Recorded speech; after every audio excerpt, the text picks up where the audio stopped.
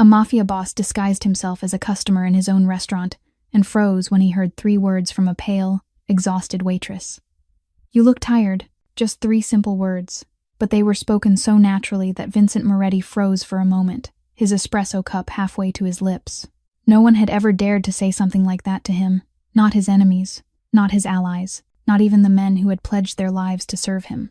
Yet here was this waitress, staring at him with eyes that held no fear, only quiet observation. The name tag on her worn burgundy apron read Scarlet Hayes, and everything about her, the dark circles under her green eyes, the way her uniform hung loose on her thin frame, the hollowness in her cheeks, told a story of exhaustion that went far deeper than a long shift. But there was something else there too, a flicker of defiance, a spark that refused to die no matter how hard life tried to extinguish it. "Tired," Vincent repeated, genuinely curious. His voice, usually cold enough to make grown men tremble, came out almost soft. "Yeah," she said, resting her notepad against her hip with a half-smile that did not quite reach her eyes. "You have that look. The kind of man who carries the weight of the world but refuses to let anyone see it. The kind who thinks a strong coffee can fix everything." Vincent allowed himself a small smile. "Perhaps it can." "I doubt it," she replied. "The coffee here is strong, but it is not a miracle worker. Trust me. I have been searching for miracles for a long time." She laughed quietly and walked toward the counter, her steps slightly unsteady from what he guessed was working double or triple shifts. He watched her go, something stirring in his chest that he had not felt in years. There was something magnetic about Scarlet Hayes, an energy that did not match the suffocating atmosphere inside Magnolia Bistro. While everyone else moved in fearful silence, terrified of drawing attention, she walked with a quiet rebellion, as if she had already faced the worst life could offer, and decided she would not break. Vincent Moretti had killed men without blinking. He had built an empire on blood and fear. But in that moment, watching an exhausted waitress walk away with her head held high, the most powerful mafia boss in Chicago felt something he could not name, and it terrified him more than any enemy ever had. If this story touched your heart, hit that like button and share it with someone who believes in second chances. Subscribe and turn on the bell so you never miss another story that will keep you on the edge of your seat. Because what Vincent discovers about Scarlet Hayes and the dark secrets hidden within his own restaurant will shake the foundations of his empire. Scarlet had just returned with the coffee pot to refill Vincent's cup when a voice cut through the air like a blade. "Hayes." A middle-aged man with a swollen belly and a flushed red face stepped out from behind the counter with an angry scowl. The name tag on his shirt read, Tony Russo, manager. He moved toward Scarlet with heavy steps, his narrow eyes squinting with malice. "I told you to clear table number 7 20 minutes ago. Or are you deaf now?" Scarlet took a deep breath and turned slowly. "I'm serving a customer, Tony. That's what a server does. Or did you forget?" Tony stepped closer, his face turning purple with rage. "Don't get smart with me, girl. Who do you think you are? Everyone here is sick of your attitude already." The dining room fell into complete silence. The other employees lowered their heads and pretended to be busy, avoiding the confrontation, as if not seeing it meant it didn't exist. Vincent watched everything with eyes as cold as ice. The manager's tone wasn't discipline. It was abuse of power. He was clearly enjoying humiliating someone in public, but Scarlet didn't step back. She lifted her chin, her green eyes burning bright. "I'm doing my job with a little humor," she said, her voice surprisingly calm, "because someone here insists on turning this place into a funeral home." A few nearby customers struggled not to laugh. Tony flushed with embarrassment and stepped even closer, almost pressing his face into Scarlet's. "You should learn to keep your mouth shut and follow orders, girl. Or maybe you want half your pay docked this month. You still owe me last month's advance. Don't forget that." A flash of pain crossed Scarlet's eyes, but she quickly hid it. Vincent's hand tightened on the table, fury rising in his chest.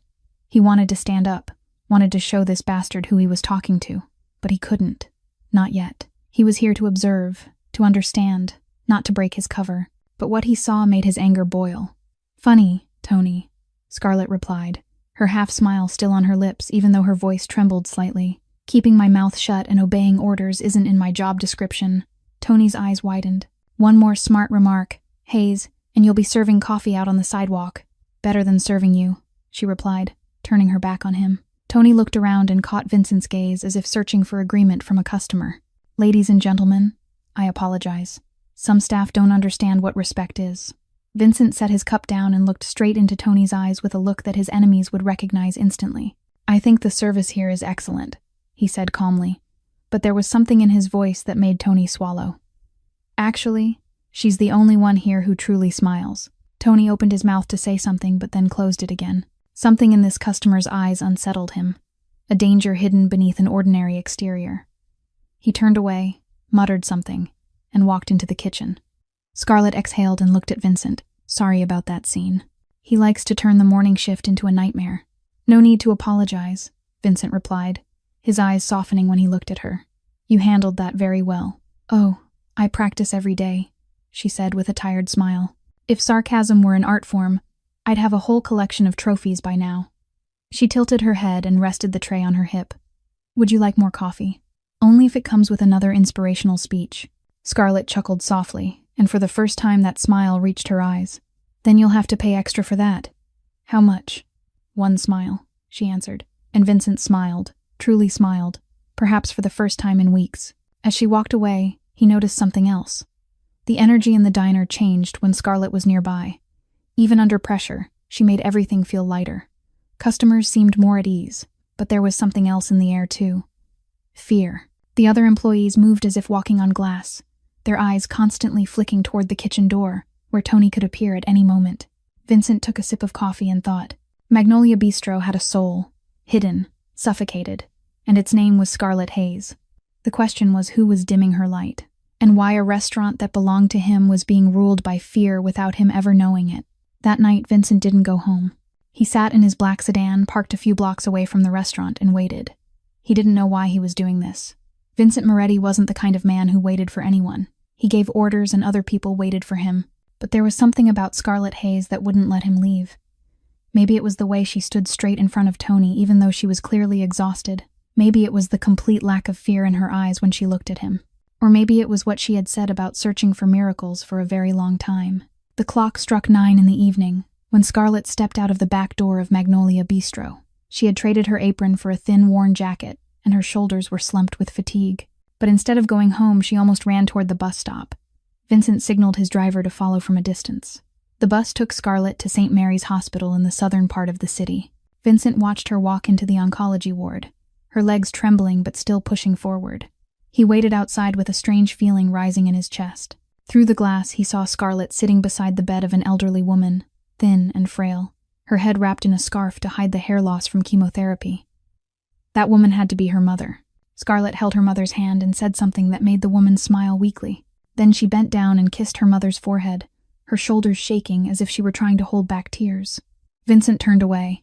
He had seen a lot of death in his life, and had caused more than enough of it. But watching a young woman sit beside her dying mother, trying to smile while her world was collapsing, made his chest ache in a way he hadn't expected. 45 minutes later, Scarlett left the hospital, but she didn't go home. She took another bus downtown where she disappeared into a bar called Lucky 7. Vincent stepped out of the car and stood in the shadows, watching through the glass. Scarlett was wearing a black t-shirt from the bar, carrying heavy trays of beer through the noisy crowd. Her face was pale under the neon lights, but she still forced a smile for the customers. Her second shift of the day. It was already 11 at night, and she was still working. Vincent stood there for 2 hours watching Scarlett maneuver among drunk men, avoiding rough hands, picking up the small tips with a look of gratitude. At times she had to lean against the wall for a second, close her eyes as if trying to gather what little strength she had left. Then she straightened and kept going. At 1:30 in the morning, Scarlett finished her shift. She stepped out of the bar, counted the few crumpled bills in her hand, her face darkening when she saw how little it was. She stuffed the money into her pocket and started walking. There were no buses running at this hour. Vincent told the driver to follow slowly. Scarlett walked through the dark streets, her shoulders hunched against the cold, her steps unsteady from exhaustion. 15 minutes later, she stopped in front of a run-down building in the western slums of the city. Rusted iron stairs, peeling walls, windows patched with cardboard instead of glass. This was where she lived. But before Scarlett could go inside, a black car pulled up to the curb. 2 large men stepped out and blocked her path. Vincent immediately became alert, his hand already touching the gun at his back. "Where's the money, Hayes?" one of them growled. "Mr. Salvatore says you owe $2,000 this week." Scarlett stepped back, her voice trembling but trying to stay calm. "I only have $500. I'll pay the rest next week." The man sneered. $500. This week's interest is 30%. You owe a total of $12,000 now, sweetheart. How much longer do you want to wait? Or should Mr. Salvatore come visit your mother at the hospital?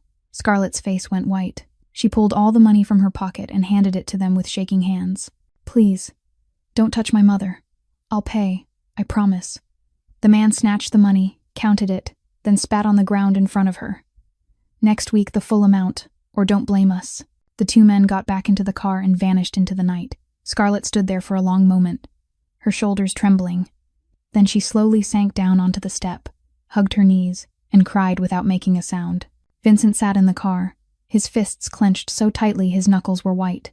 He knew Salvatore, a third-rate loan shark operating on the outskirts that he'd never bothered with. Now he cared.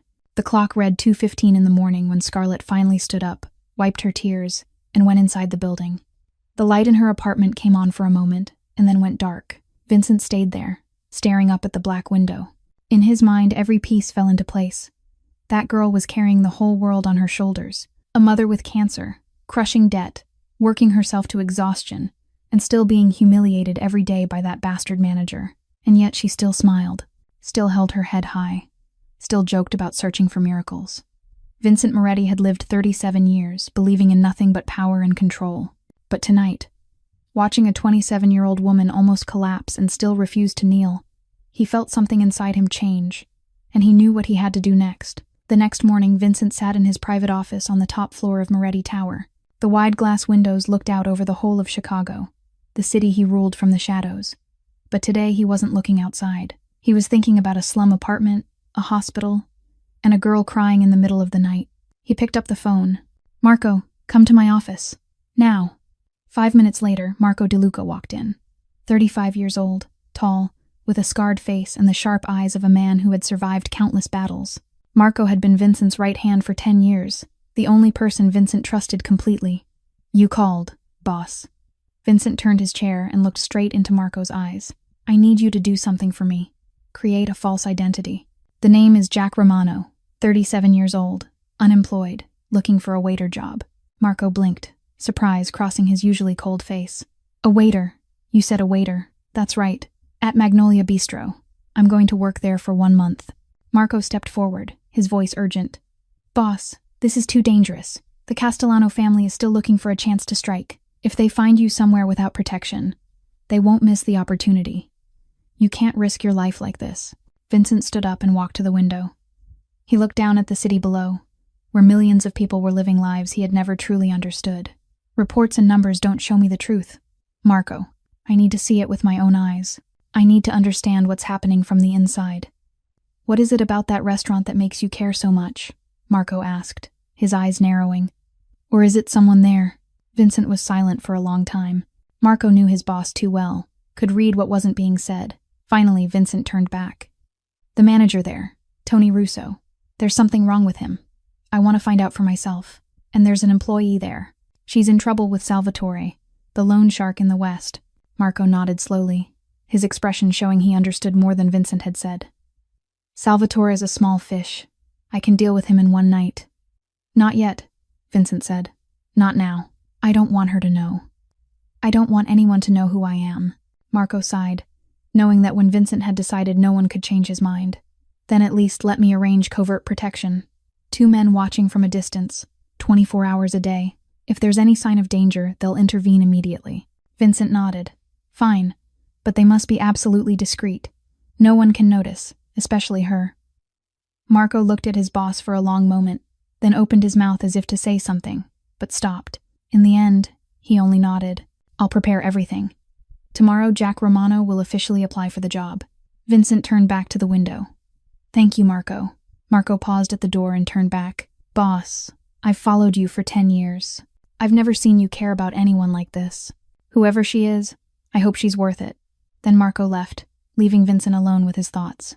Vincent stood there, watching the sunrise over the Chicago horizon. He thought about Scarlett Hayes, about her fearless green eyes, about her tired but warm smile, about her tears in the night. He didn't know what he was doing. Vincent Moretti never acted without a clear plan, but this time he only knew that he needed to be closer to her, needed to understand her, needed to do something, anything, so the light in her eyes wouldn't go out.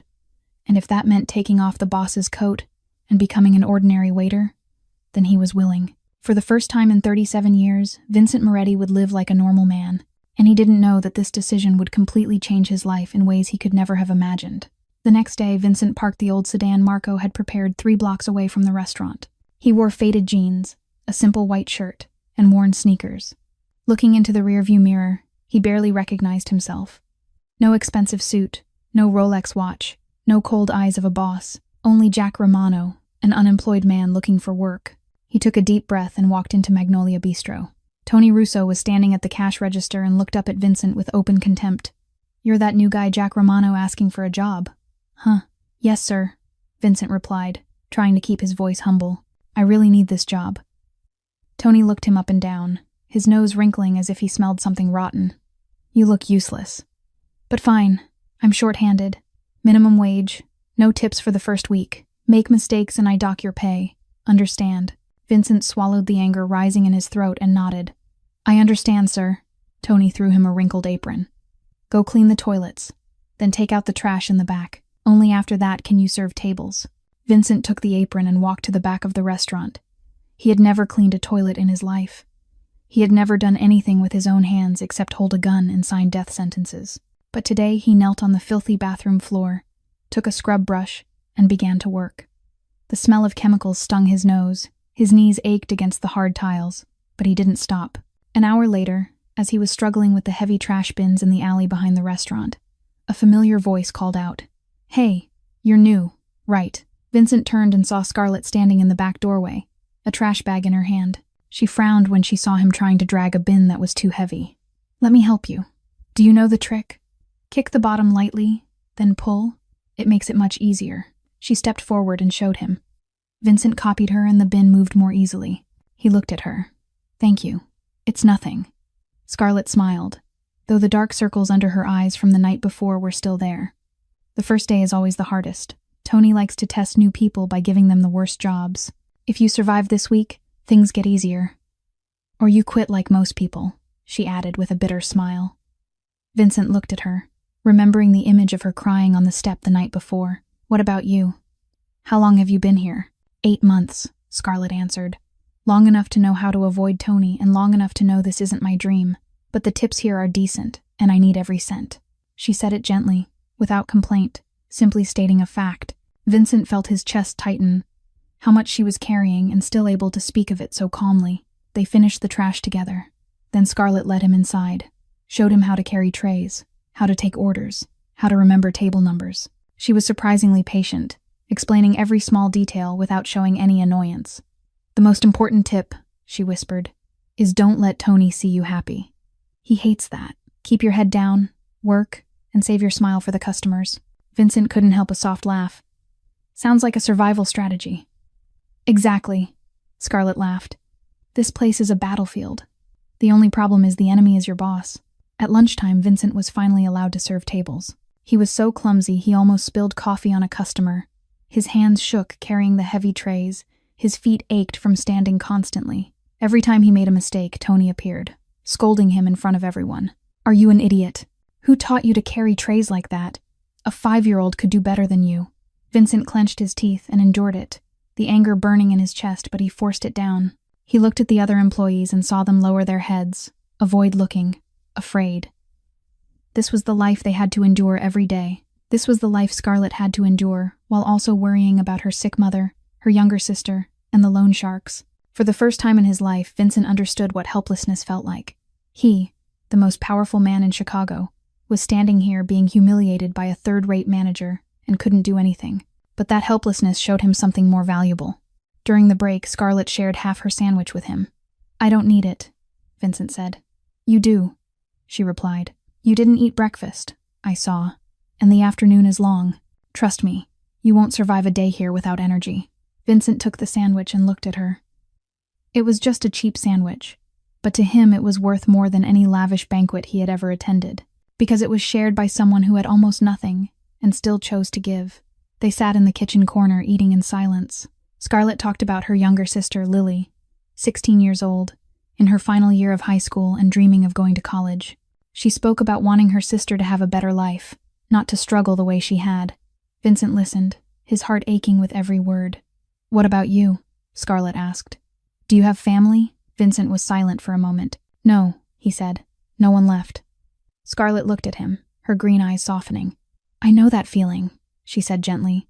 Sometimes loneliness is the hardest thing to endure. They looked at each other, and in that moment Vincent felt an invisible thread connecting them. Both were carrying burdens the world couldn't see. Both were trying to survive each day. The only difference was that he had chosen his burden, and she hadn't.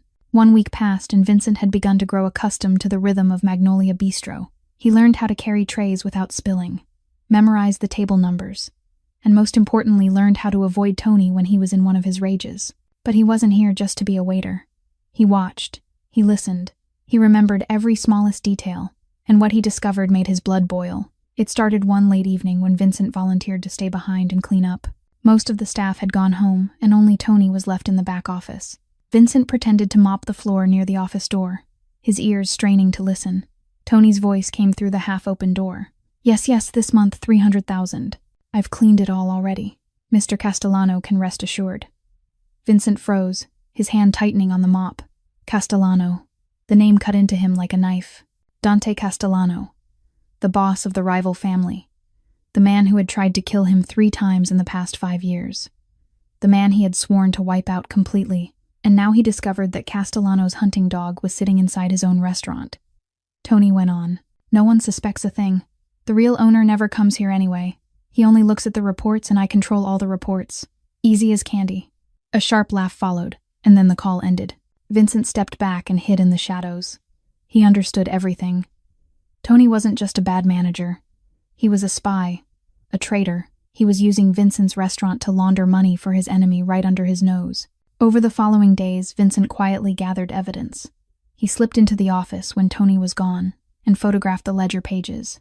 The numbers didn't match. Reported revenue was 2 or even 3 times higher than reality. Fake invoices for parties that never happened, phantom supply orders, expenses that didn't exist. All of it was carefully fabricated. But what enraged Vincent most was when he discovered Tony was forcing the staff into this dirty game. One afternoon, he overheard Tony call Rosa, the gentle 50-year-old head cook, into the office. Sign here, Tony ordered. But Mr. Russo, this is a seafood invoice for $50,000. We never bought that much. Shut up and sign. Or do you want to lose your job? Do you know that no one hires old women? There was a long silence, then the sound of a pen signing paper. Vincent clenched his fist so hard his nails cut into his palm. Rosa, the kind woman who secretly gave him extra food every lunch because she thought he was thin, was being forced into criminal activity. And she wasn't the only one. Vincent noticed the other staff showed the same signs. They were more afraid than normal. They avoided each other's eyes when Tony summoned them to the office. They signed papers they weren't allowed to read. All of them were hostages in Tony's game, trapped by the fear of losing their jobs, their only source of income to feed their families. One night, Vincent called Marco from the alley behind the restaurant. He told him everything he had discovered, his voice cold as ice. Tony Russo is Castellano's man. He's laundering money inside my restaurant. How much? Marco asked, his voice tight. By my calculations, at least $3 million over the past 8 months. And he's forcing the staff to sign fake invoices as cover. Marco swore. I'll send people to take care of him tonight. No, Vincent cut in. Not yet. If we kill Tony now, Castellano will know we've found out. He'll cut all contact and we'll lose the trail. I need more time. I need to know who else Tony is connected to. What other lines there are. Boss, Marco said worriedly. You're playing with fire. The longer you stay there, the more dangerous it gets. Vincent looked toward the back door of the restaurant where Scarlett was stepping out after her shift. Her shoulders slumped with exhaustion. I know, he said. But some things are more important than my safety. Marco was silent for a moment. The girl? Vincent didn't answer, but his silence was the answer. I understand, Marco sighed. But boss, be careful. Castellano isn't a fool. If he finds out you're there, he won't miss the chance. And if he knows you care about someone, that person becomes a target. Vincent watched Scarlett's figure fade into the night. He knew Marco was right. He was pulling Scarlett into a dangerous world without her knowing it. But he couldn't stop. Not now. Not while she was still here, trapped under Tony's control, crushed by a harsh life. He would deal with Tony. He would destroy Castellano. And he would protect Scarlett whether she knew it or not. But first he had to wait. And in Vincent Moretti's world, waiting was sometimes harder than killing. Everything happened on a Friday night when the restaurant was packed and everyone was so busy that no one noticed anyone else. Tony sent Scarlett to fetch more napkins from the storage in the back, a shortcut that went through the narrow alley beside the restaurant. She was hurrying along when the sound of voices from the corner of the alley made her stop. "This is this month's share," Tony's voice said. 200,000 in cash. Tell Mr. Castellano everything is running smoothly." Scarlett pressed herself against the wall, her heart pounding. She hadn't meant to eavesdrop, but her feet felt nailed to the ground. Through the gap between the trash bins, she saw Tony handing a black briefcase to a man in a leather jacket. The man opened it, quickly counted the stacks of money inside, and nodded in satisfaction. "Very good, Russo. The boss is very pleased with your work. Keep it up and you'll be rewarded well." Tony grinned, the smile of a man betraying without a trace of regret. Scarlett took a step back, about to leave quickly, but her foot kicked an empty soda can. The clatter rang out in the quiet night like an alarm bell. "Someone's there," the man in the leather jacket barked, already drawing his gun. Tony spun around and caught sight of Scarlett trying to run. His eyes flared with fury. "Hayes!" Scarlett ran, her heart threatening to burst. She ran around to the back door, rushed into the crowded restaurant, trying to melt into the crowd. But she knew Tony had seen her. He knew she had witnessed everything. Half an hour later, as Scarlett was trembling while carrying a tray of drinks, Tony appeared beside her. He didn't shout. He didn't yell. He only whispered into her ear, his voice cold as ice.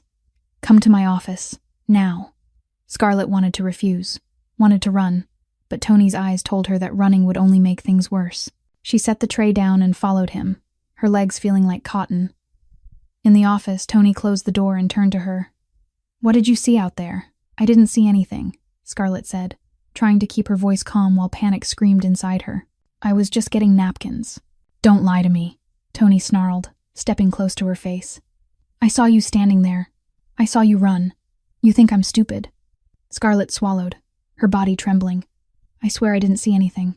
I only heard voices and I got scared, so I ran. I don't know anything." Tony stared at her for a long moment, his narrow eyes trying to read whether she was telling the truth. Then he sneered, a smile without any warmth.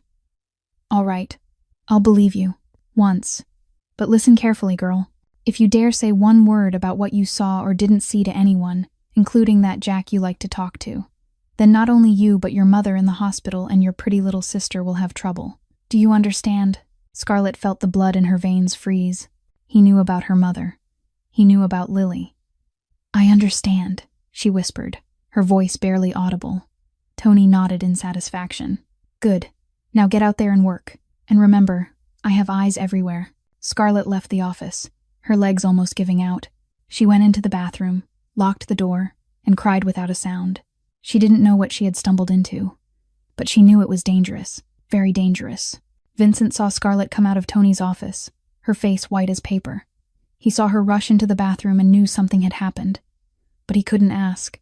Not now. That night when Scarlett left the restaurant, Vincent followed quietly. He kept his distance, hiding in the shadows, and he realized he wasn't the only one watching her. A man in a black jacket was following Scarlett from behind, about 50 meters away. He moved professionally, his steps light, his eyes never leaving his target. This wasn't a loan shark. This was Tony's man, or worse, Castellano's.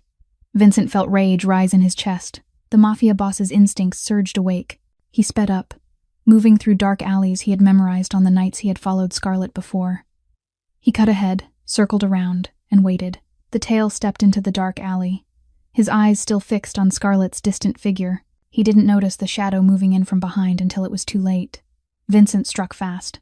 A blow to the back of the neck made the man stagger. Before he could react, Vincent locked his arm around his throat and squeezed until he went unconscious. He searched the man's pockets and found a gun, a knife, and a phone. On the phone was a message from an unknown number. "Follow the girl Hayes. Report all movements. If she contacts anyone suspicious, deal with it."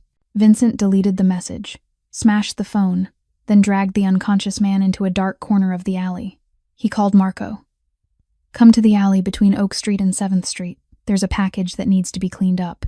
"On my way," Marco replied. "Did he say anything?" "Not yet, but he will."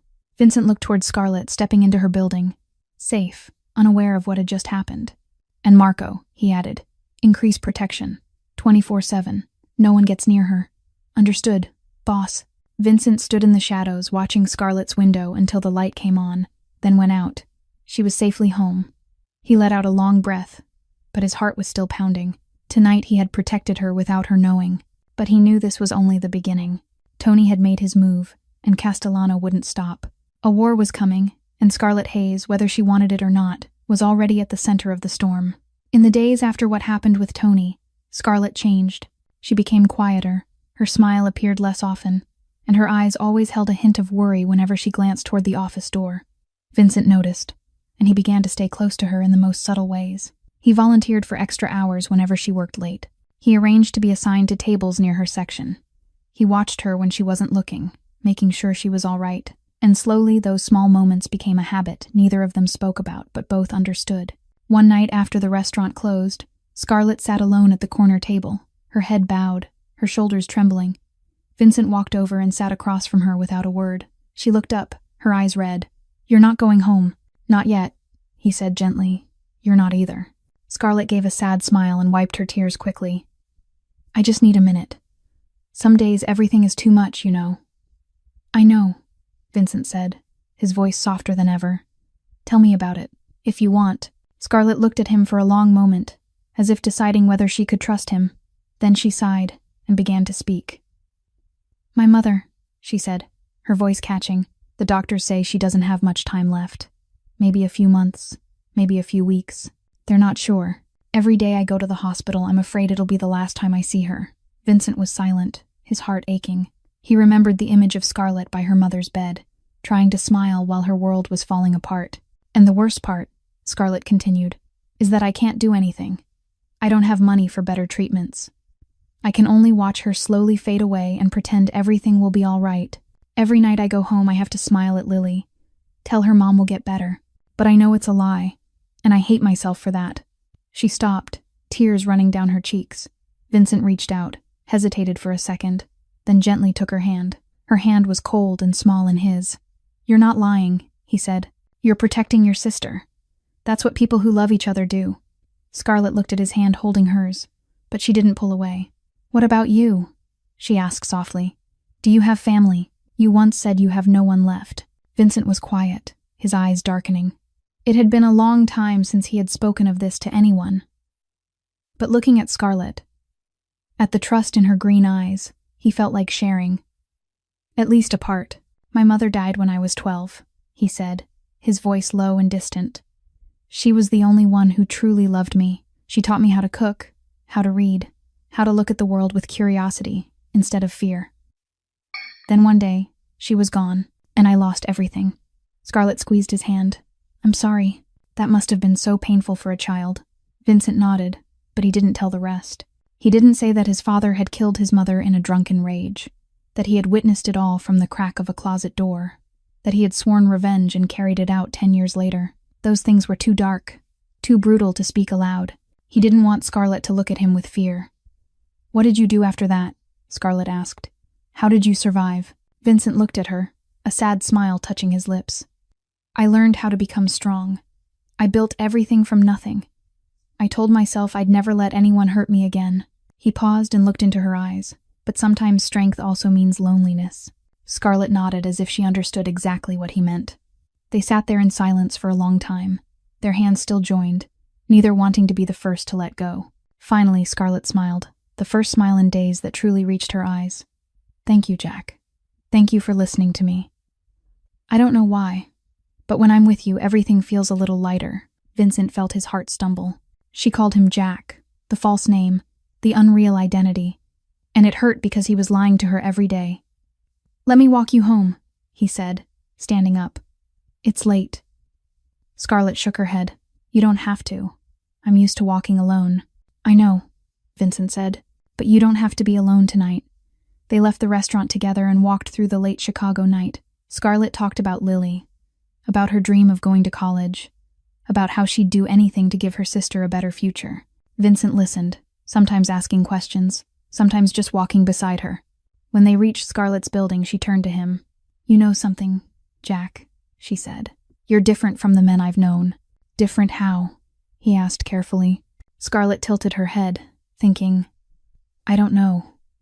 You seem like you're hiding something, Something big. But at the same time, you're the most honest person I know. It's strange, isn't it? Vincent didn't answer. He couldn't. Because she was right. He was hiding everything. And the honesty she felt was the only thing he wasn't pretending. "Good night, Scarlett," he said instead. "Good night, Jack." She smiled once more and went inside. Vincent stood there watching until she was gone. In his chest, something was changing. Something warm and frightening at the same time. He was falling in love. And that was the most dangerous thing Vincent Moretti had ever done. 3 days after that night, everything collapsed. Vincent was serving tables at lunch when Scarlett's phone rang. She looked at the screen and her face went pale in an instant. She dropped the tray she was holding, plates and glasses shattering on the floor. But she didn't notice. She just stood there trembling, one hand pressed to her ear. Yes, I understand. I'm coming right away." She hung up, her eyes empty as if her soul had left her body. Vincent stepped to her immediately. "Scarlett, what happened?" "My mother," she whispered, her voice almost gone. "My mother fainted. The hospital called. She's in the emergency room. I have to go. I have to go now." She turned to run, but her legs buckled. Vincent caught her in time. "Let me take you. You can't drive like this." Tony appeared behind them, his face flushed red. "Where do you think you're going, Hayes? Your shift isn't over. You think you can leave whenever you want." Vincent turned, his eyes cold as ice. "Her mother is in the emergency room. She needs to go," Tony snarled. "I don't care.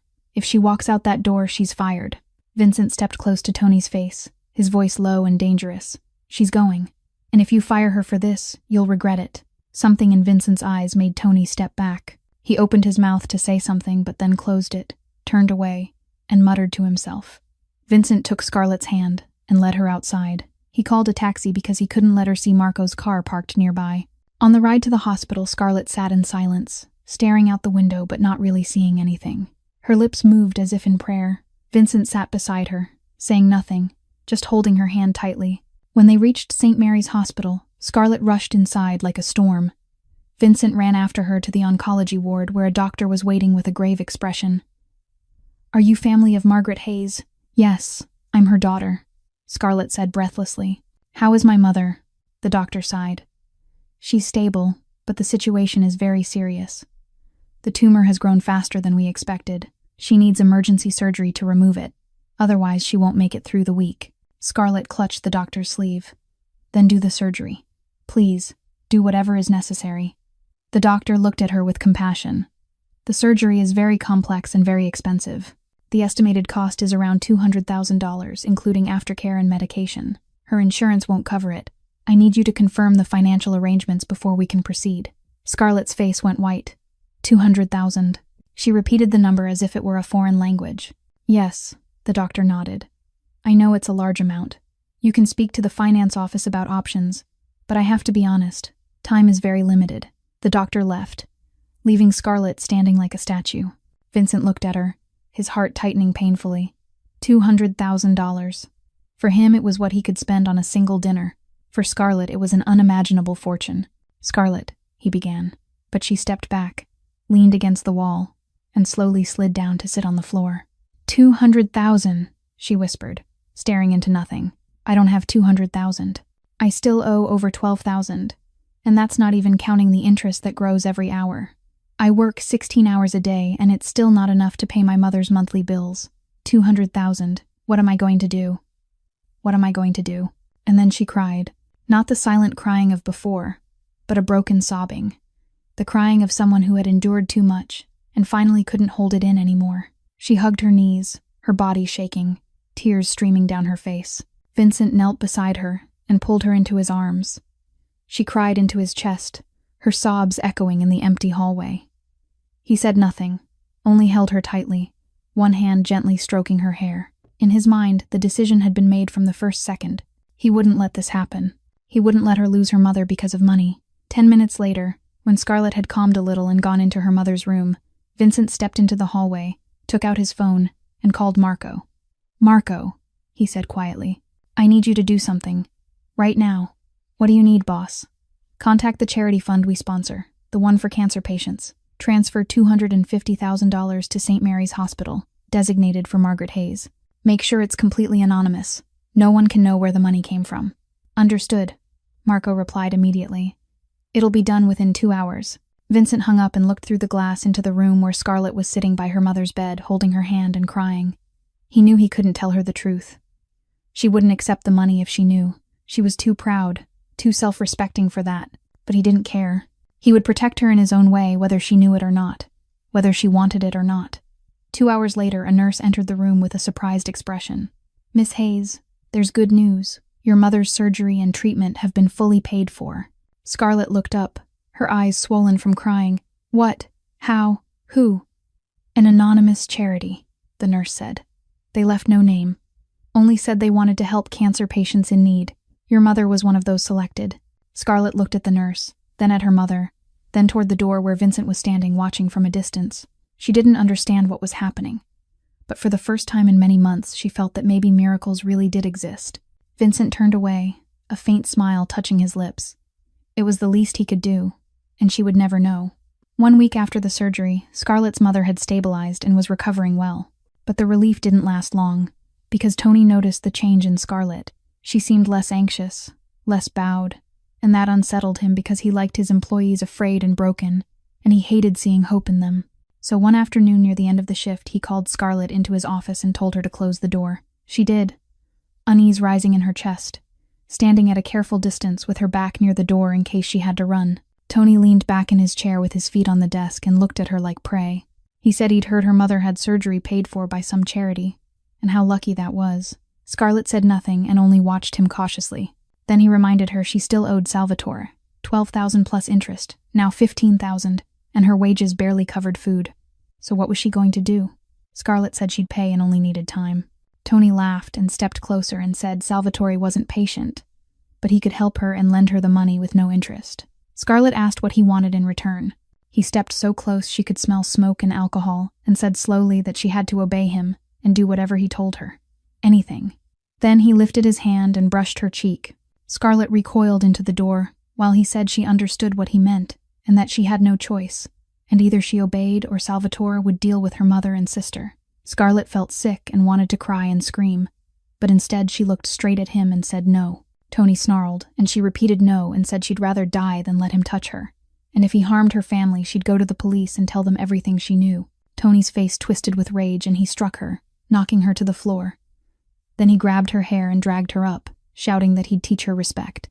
Then the office door burst open, and Vincent stood there with eyes no longer belonging to Jack Romano but to Vincent Moretti, cold and lethal, telling Tony to let her go. Tony shouted at him, but Vincent moved too fast, twisted his wrist until it cracked, and struck him hard enough to throw him across the room, and warned him that if he ever touched her again, he'd bury him. Tony stared up in terror and asked who he was. Vincent caught himself and turned to Scarlett, whose cheek was swelling and whose eyes were full of shock and fear, and told her to leave. He helped her up and led her out, while Tony lay on the floor cursing.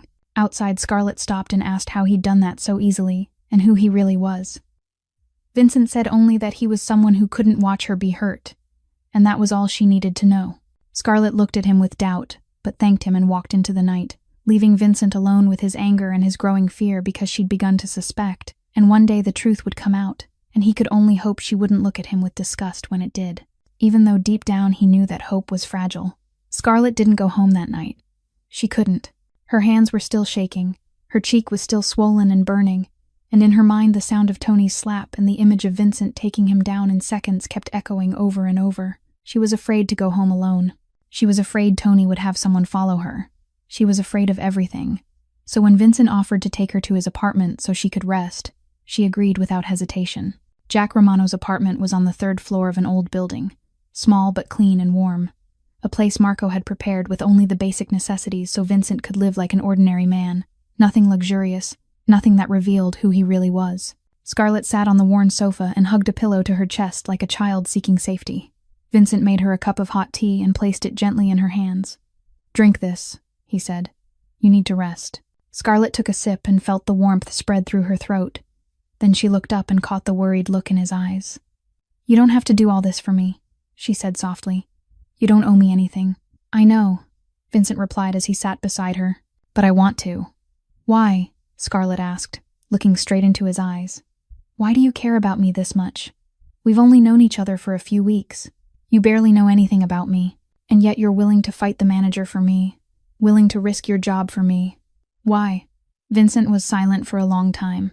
He wanted to tell her the truth, that he'd been watching her long before they met, that he knew about her mother, her sister, her debt to Salvatore, everything. But he couldn't, because the lie had gone too far, and the truth would destroy what they had. Because you're special, he finally said, his honesty hurting even as he spoke it. From the first moment you looked at me and said I looked tired, I knew you were different from everyone I'd ever met. You're not afraid. You don't pretend. You see me. Really see me. Not just what I show on the surface. And that, he paused and took a slow breath, that made it impossible for me to stop thinking about you. Scarlett set the tea down and turned fully toward him, her green eyes shining under the warm yellow light. You know what? She said, her voice light as breath. I feel the same. I can't stop thinking about you either. At first I told myself it was just because you were kind to me, because you were the only person in that restaurant who treated me like a human being. But then I realized it wasn't only that. She hesitated, searching for the right words. I feel safe with you, she continued. And I haven't felt safe with anyone in a very long time. I don't know who you are. I don't know where you come from. And I know you're hiding something from me. But strangely, that doesn't scare me.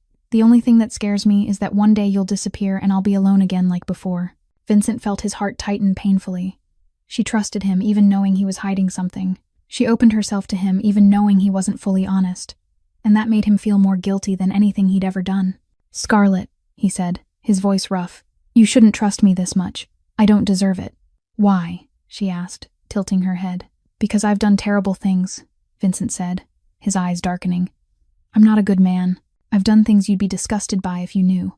I don't deserve your trust, your care, or anything you give me. Scarlett looked at him for a long moment, then lifted her hand and gently touched his cheek, her touch warm and soft. I don't believe that, she said. I look into your eyes and I don't see a bad man. I see someone who's hurting, someone who's trying, someone who may have made mistakes but is still trying to make things right. I don't know what you did in the past, but I know how you treat me now, and that's all that matters to me. Vincent looked into her eyes and saw sincerity, trust, and something else he didn't dare to name. He knew he should stop. He knew he should tell her the truth and let her decide. But in that moment, his reason faded, and only his heart remained, beating hard in his chest, and he leaned down and kissed her. Their lips met, gentle at first, then deeper, more intense, and Scarlett wrapped her arms around his neck and pulled him closer, the kiss lasting as if time had stopped, as if the world outside no longer existed. When they parted, they were both breathing fast, and Scarlett looked at him with her lips slightly swollen from the kiss and her eyes shining. I don't know where this leads, she whispered, but I want to try. I want to believe I deserve happiness, even if only once. Vincent pulled her into his arms, his chin resting on the top of her head, feeling her warmth, the faint scent in her hair, her heart beating quickly against his chest, and he felt happy, a fragile and frightening happiness. I won't leave you, he said softly, full of promise. I promise. But even as he said it, he knew he was lying, because sooner or later the truth would come out, and when it did, she would leave him whether he wanted it or not. That night they talked until dawn, about dreams, fears, small hopes, and Scarlett fell asleep in his arms with a peaceful expression. For the first time since they'd met, and Vincent watched her sleep and knew he was in love, truly, fiercely, enough to risk everything. But that love was built on a lie, and lies always collapse in the end. Everything unraveled 2 days after that night, when Tony, his arm in a cast and his heart full of hatred, reported everything to Dante Castellano. He told him about the waiter named Jack Romano, about the way he'd struck him like a trained professional, about the cold eyes and voice that didn't belong to any ordinary worker, and he sent along a secret photograph of Vincent's serving tables. Dante Castellano looked at the photo and laughed loudly, the sound echoing through his luxurious mansion. Vincent Moretti, he said to the men standing around him, the most powerful boss in Chicago pretending to be a waiter in his own restaurant. Unbelievable. And he's even fallen in love with a poor waitress. He stood and walked to the window overlooking the city and said this was a once-in-a-lifetime opportunity, because Vincent had let his guard down and grown weak from love, and they would take advantage of that. Then he turned back to Tony, who was trembling in the corner, and ordered him to take the girl and bring her to the warehouse at the harbor, and then call Vincent and tell him that if he wanted to see her alive, he had to come alone. That night, Scarlett was locking the back door of the restaurant after a late shift and smiling as she thought about Vincent and their kiss and the promises he had made. For the first time in many years, she felt hope for the future. She didn't hear the footsteps behind her. She didn't have time to react when a large hand covered her mouth and dragged her into the darkness. She struggled and tried to scream, but a cloth pressed over her nose made the world spin and then fade. When Scarlett woke, she found herself on the cold concrete floor of an abandoned warehouse. Her hands and feet tied, her mouth taped shut, the smell of damp rot and machine oil making her feel sick. She looked around, trying to understand what was happening, and saw Tony a few meters away with his arm in a cast and a cruel smile on his face. Beside him stood 3 large men with guns at their backs, their eyes cold as they looked at her like an object. "Awake now," Tony said with pleasure. "Do you know where you are? You're in the hands of the Castellano family, the enemies of your lover, and do you even know who your lover really is?" Scarlett stared at him, her eyes wide with fear and defiance. Tony laughed and said Jack Romano, the unemployed waiter you kiss every night, is actually Vincent Moretti, the most powerful mafia boss in Chicago. The man who has killed hundreds, the man who rules this city from the shadows. Didn't you know? Did you think he was a prince on a white horse coming to save you? He was just playing you. Scarlett felt as if someone had struck her in the chest, because she had heard that name and everyone in Chicago knew it. The infamous mafia boss whose name people only whispered. And Jack, the man she trusted and loved, was him, and tears filled her eyes, not from fear but from betrayal. Meanwhile, Vincent was waiting outside the restaurant as he did every night, but Scarlett didn't appear. 5 minutes passed, then 10, then 15, and worry set in. He called her, but there was no answer. He ran inside, searching everywhere, but she was gone. Then his phone rang with an unknown number, and Dante Castellano's cold voice said, "Vincent Moretti, it's been a while. I hear you like being a waiter these days." Vincent felt his blood turn cold and demanded what he had done. Dante laughed and said, "Your girl is with me. And if you want to see her alive, come to the warehouse at Harbor number 7 alone within 1 hour. And if I see anyone else, she dies." Then the call ended.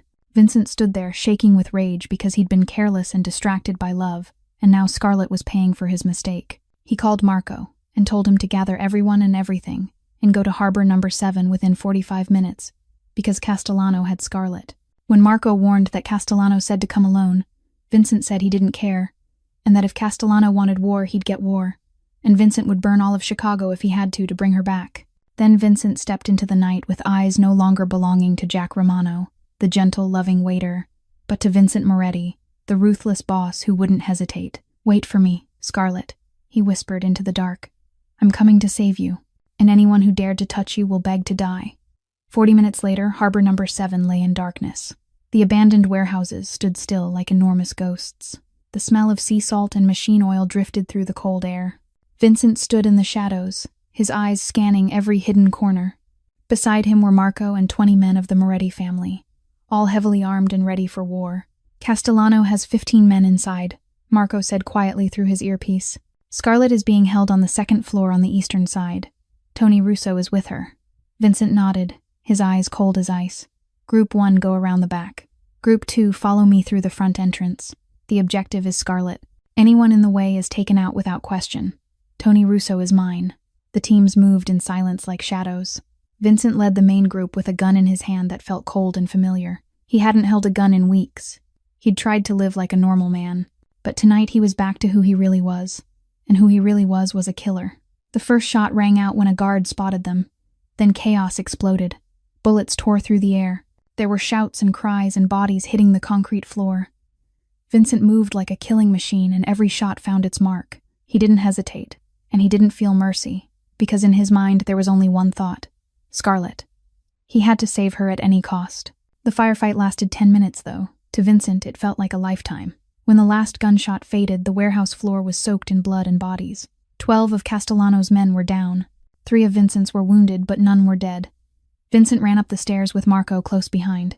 He kicked open the door to the 2nd floor and froze at what he saw. Scarlett was sitting on the floor with her hands and feet tied to an iron pillar. Her face was covered in bruises. Her lips were swollen and bleeding. Her shirt was torn at one shoulder. But what stopped Vincent's heart was her eyes. Those green eyes no longer looked at him with trust and love. They looked at him with horror, disgust, and something broken. Tony stood beside her with a gun to her head and his casted arm shaking. "Don't come any closer," he screamed in panic. "I'll shoot her. I swear I will." Vincent stood still with his gun raised at Tony. His voice was flat and cold. "If you shoot her, I won't kill you right away.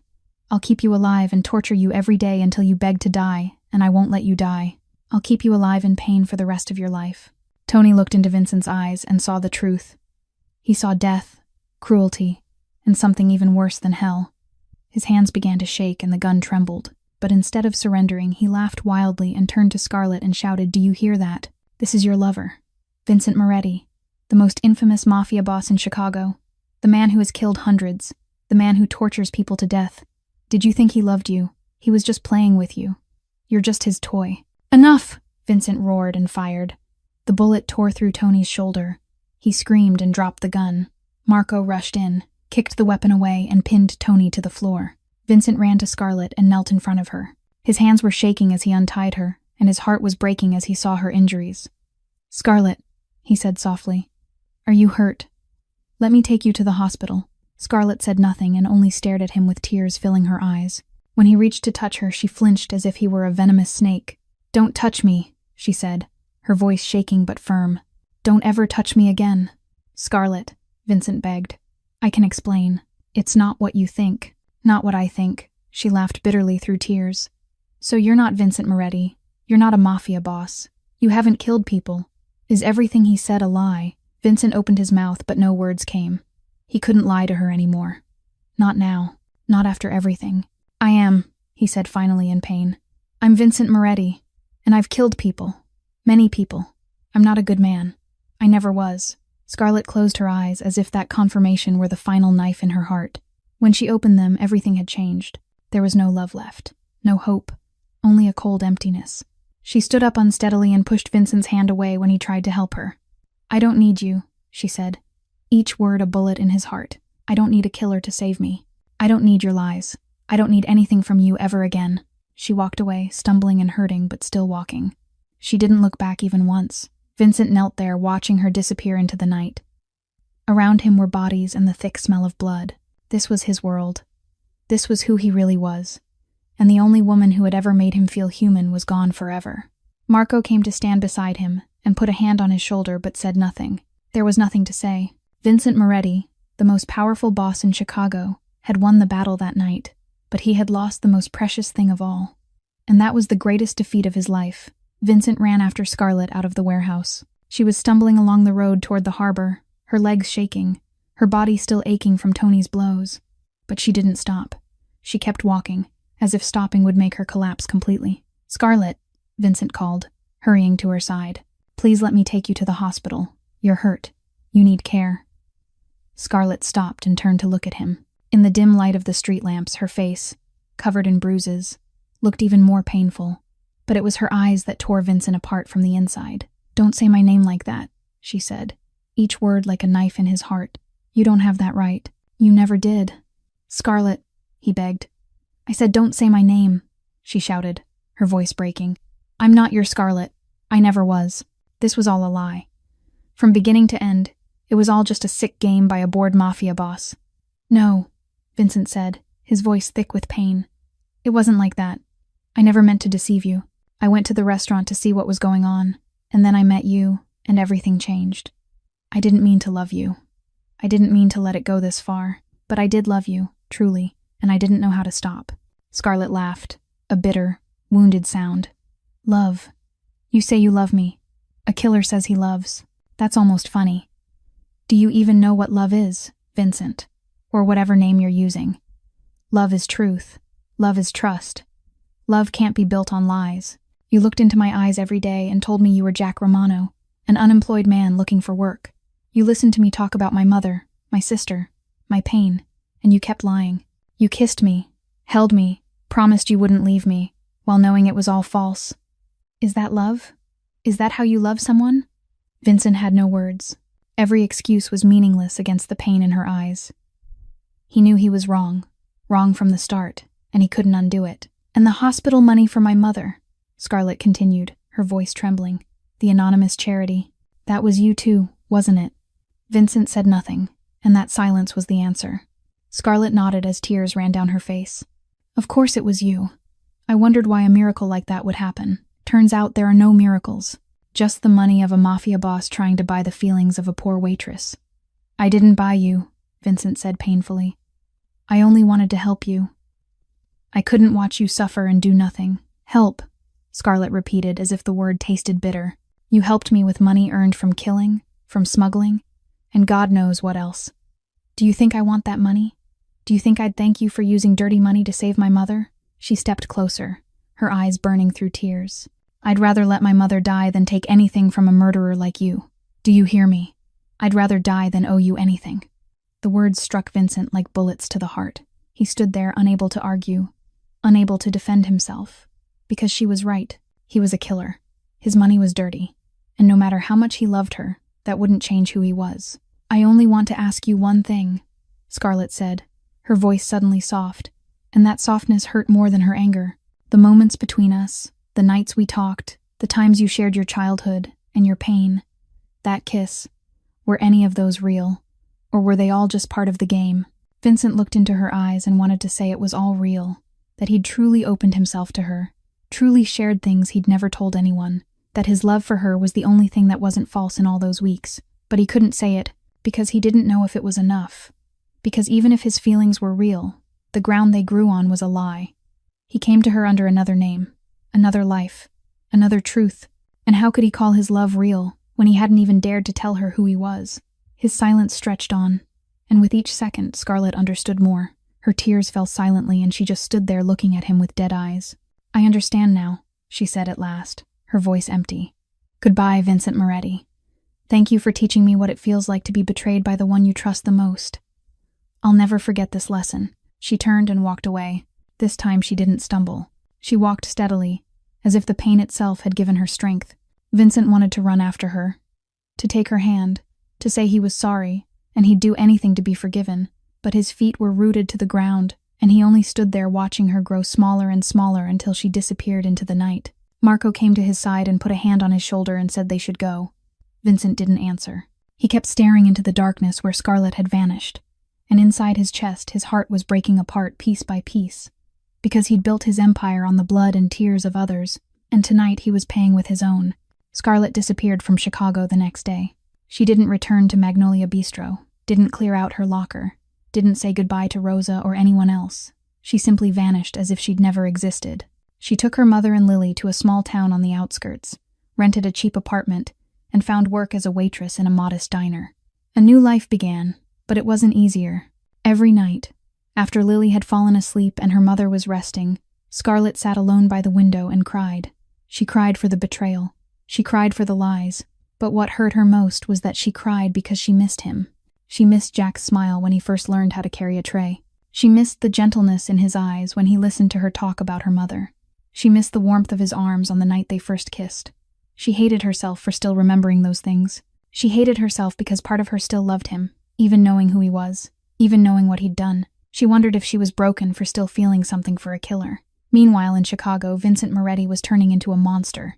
After the night Scarlett left, he was no longer the man who smiled at her jokes. He became the cold, ruthless, terrifying boss he'd always been. He poured all his pain into rage, and that rage was aimed directly at the Castellano family. Within a week, Vincent destroyed nearly all of Dante Castellano's forces.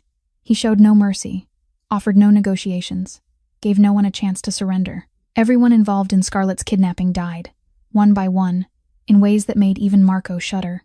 Tony Russo was the last. Vincent didn't kill him quickly. He kept him alive for 5 days, long enough for him to beg for death, long enough to pay for every bruise on Scarlett's face. And when Tony was finally released from life, he'd lost everything that made him human. Dante Castellano fled Chicago, but Vincent found him in a small town in Mexico. Their final meeting took place in an abandoned house with no witnesses and no survivors except Vincent. And when Vincent walked out, the Castellano Empire no longer existed. But the victory brought him no joy.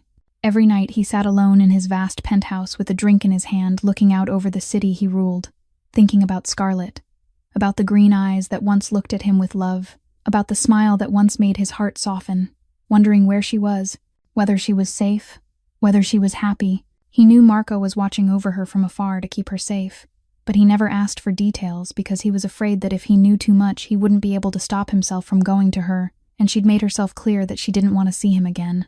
2 months after that fateful night, Margaret Hayes passed away. She died in her sleep, peacefully and without pain, and Scarlett held her mother's hand through the final night and listened to her last words. "My daughter," Margaret whispered, her voice weak but full of love. I know you're carrying a great pain in your heart. I don't know what happened, but I see you cry every night, and I see the sadness in your eyes. Mom, Scarlett choked. Don't say anything. Margaret interrupted gently, squeezing her daughter's hand. I just want to tell you one thing. Learn to forgive my daughter, not because the other person deserves it, but because you deserve to be free. Hatred only keeps you imprisoned in pain. Forgiveness is what sets you free, Scarlett cried as her tears fell onto her mother's thin hand. But Mom, what if that person has done something unforgivable? There's nothing that can't be forgiven. Margaret smiled weakly. Only hearts that aren't ready to forgive. I believe you'll find peace, my daughter. I believe you'll be happy. And then she closed her eyes and never opened them again. Margaret's funeral was simple on a rainy day with only Scarlett, Lily, and a few kind neighbors. No relatives, no crowds, only those who truly loved her. But when Scarlett arrived at the cemetery, she froze before a massive white wreath beside her mother's grave. Pure white lilies so expensive she knew she could never afford them. No sender's name, no card. Only a small handwritten line saying, "Please let her rest in peace. Her daughter is the most extraordinary person I've ever met." And Scarlett read that line again and again with tears running down her face because she knew who it was from and who had written those words. And in that moment between rain and tears, she remembered her mother's words. Learn to forgive. She didn't know if she could forgive yet. But for the first time in 2 months, she allowed herself to think of Vincent without only hatred. And for the first time, she wondered whether everything had been a lie, or whether there had been some truth in it after all. 1 week after the funeral, Scarlett received a letter. There was no return address. There was no stamp. There was only her name written in a firm but careful hand on the white envelope. She knew immediately who it was from. She wanted to tear it up and throw it away without reading it. But her hands didn't obey her. She sat by the window where she cried every night and opened the envelope.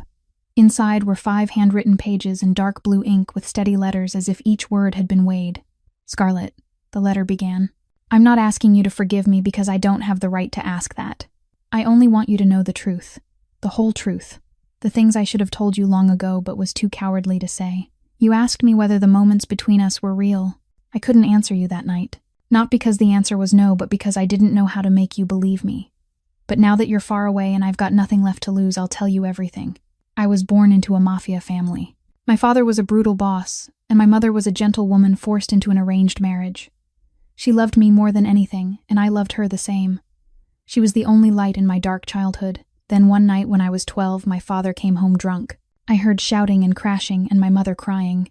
I was afraid and hid in the closet and watched through the crack. I saw my father strangle my mother. I saw her struggle and claw and then go still. I saw the light leave her eyes and I couldn't do anything. I was only a 12-year-old child trembling in the dark, watching the person I loved most being killed in front of me. After that night I changed. I learned to hide my feelings, to be strong, to trust no one.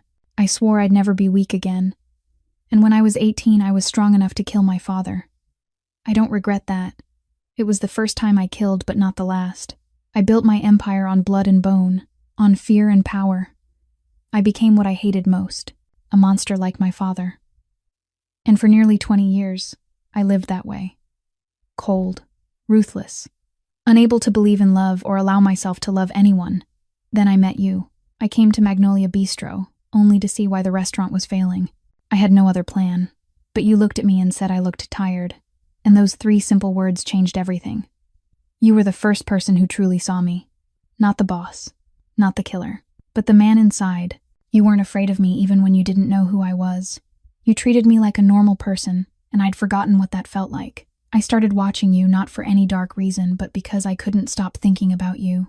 I saw you run to the hospital every night to see your mother, work yourself to exhaustion, cry alone in the late hours. I saw you threatened by loan sharks, humiliated by Tony every day, yet still standing tall, still smiling, still not breaking, and I loved you. I loved you before I even knew it. I loved your strength, your humor, the light in your eyes even when life tried to extinguish it. I loved the way you saw the world, the way you treated people, the way you believed in goodness even when everything around you was dark. Disguising myself as a waiter was the craziest thing I've ever done. But I wanted to be close to you. I wanted you to look at me with ordinary eyes, not with the fear everyone else had for me. I wanted to be Jack Romano, an unemployed man with no bloody past, allowed to love you without the weight of my sins. That was selfish. I know it was. I was selfish not to tell you the truth. I was afraid that if you knew who I was, you'd see me as a monster. I was afraid of losing you before I even had you. And because of that fear, I hurt you more than if I'd told you the truth from the beginning. But Scarlett, I swear to you my feelings were never false. The nights I listened to you talk about your mother and Lily and your dreams, I truly listened. The times I shared my childhood and my pain with you were things I'd never told anyone in nearly 2 decades. Our kiss, the night you slept in my arms, the promise I wouldn't leave you. All of it was real. Real enough that I was ready to give up my empire to be with you. Real enough that I'd die to protect you. I'm not writing this to ask you to come back because I know I don't deserve that. I only want you to know that in my life of darkness, you were the only light. You saved my soul, even if only for a short time, and whether you forgive me or not, I'll always be grateful for that. If you want me to disappear, I will disappear. You'll never have to see me again, or hear about me again. I'll protect you from afar silently for the rest of my life, because that's the only thing I can do for you now. But if only if you can forgive me. If you still believe everyone deserves a second chance like you once said, I'll be here. I'll wait for you even if I have to wait my whole life. Forever yours. Vincent. Scarlett finished the letter with tears soaking all 5 pages. She sat in the darkness, holding it to her chest, and cried like she never had before. She cried for his pain, for her own pain, for the love she still carried for him even though she'd tried to bury it. And that night, for the first time in so many months, she thought about going back. 1 month passed. Scarlett read Vincent's letter every night until the folds in the paper softened, and she knew every line by heart. She reread the part where he wrote about the night his mother was killed, about the 12-year-old child trembling in a closet watching the person he loved most die before his eyes. She reread the part where he confessed that he loved her before he even realized it, that he was willing to give up his empire just to be with her. And every time she cried, no longer with tears of hatred, but with the tears of someone trying to understand, trying to forgive, trying to find herself again. Her mother's words echoed in her mind each night, telling her to learn to forgive not because the other person deserved it, but because she deserved to be free. And she thought about Vincent and who he truly was. A killer, yes. A man who had done terrible things, yes.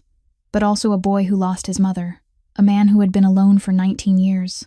A man who cried when he heard her speak about her pain. Jack, who shared half his sandwich with her when she was hungry. The man who hit Tony to protect her. The man who quietly paid her mother's hospital bills without asking for anything. He was all of that, both light and darkness. And she had to ask herself whether she could accept all of it, whether she was strong enough to love someone with all their scars and sins. One morning, when Lily had gone to school and the apartment was quiet, Scarlett stood in front of the mirror and looked at herself for a long time and saw a 27-year-old woman with sad eyes and invisible scars on her heart, but also with a strength she hadn't known she had. She had survived everything. She had lost her mother, her love, her trust. But she was still standing. And she didn't want to live the rest of her life in hatred and regret, so she decided to return to Chicago. Not to forgive, not yet, but to face it. To look into Vincent's eyes one more time and search for answers to the questions that still tormented her. She sent Lily to stay with a close friend, promising to return in a few days, and took a bus back to the city she had fled. When she walked into Magnolia Bistro, she almost didn't recognize it. The walls were newly painted, the furniture replaced, the air no longer heavy with fear.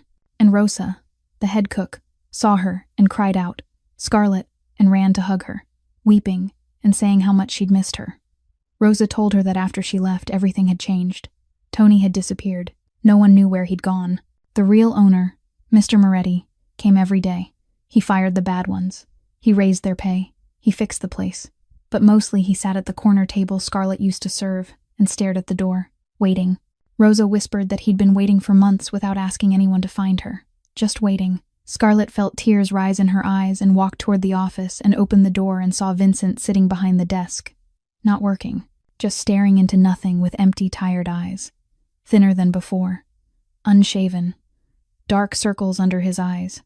Looking like a man who hadn't slept in months. When he looked up and saw her, his eyes widened. He stood too quickly. He stopped, as if afraid she would vanish. Whispering her name. Scarlett saw how worn he looked, but she didn't run to him. She said only that he'd promised he would wait, and asked if he truly meant it. He said he would wait however long it took, even a lifetime. She told him she'd read his letter dozens of times, and didn't know what to do or whether she could forgive or love him, but she knew she didn't want to live in hatred, and she was trying. She came not because she'd forgiven him, but because she wanted to see if she could. Vincent's tears fell then, as he said that was all he needed, just a chance to prove himself. And Scarlett stood there watching the most powerful man in Chicago cry before her, and knew that whatever came next, she had made the right choice to return, because only by facing the past could she move forward. Scarlett agreed to stay, but with one condition. She wanted to know everything. No secrets, no concealment, no half-truths.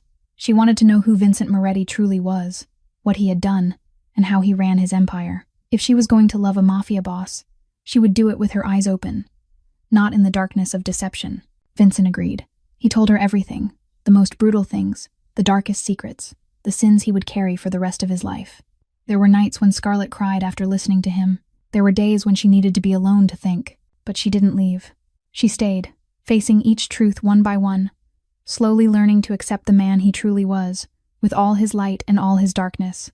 6 months passed. Vincent kept his promise and began to withdraw from the most violent operations of the family, gradually handing them over to Marco and focusing on legitimate businesses. He couldn't become a clean man overnight, but he was trying. Every day, he tried to become a man more worthy of Scarlett's love. Magnolia Bistro was rebuilt from the ground up. Vincent made Scarlett an official partner not because of love, but because she deserved it. She had vision, creativity, and a way of connecting with people he never had. Scarlett redesigned the entire menu, adding dishes named after moments from their story.